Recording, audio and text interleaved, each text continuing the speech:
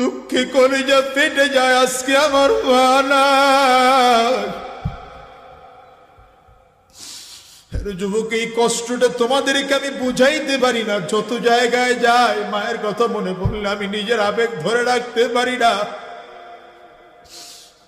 কারণ আজকের এই মানুষের সামনে কথা বলার মতো দোয়া আমার মা আমারে করে দিয়েছিলেন।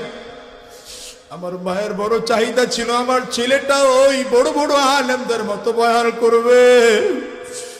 আজকে আজাদি ঠিকই বড় আলেম হয়ে গেল। আজকে আজাদির দিয়ে আমার মালিক খেদমত না হয়, লক্ষ মানুষের সামনে কথা বলা।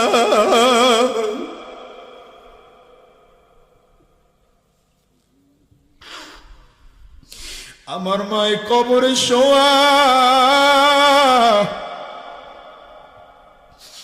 আজকের এই মজলিস আমার মতো কার কার মা নাই, একটু হাতটা উঁচা করে দেখা।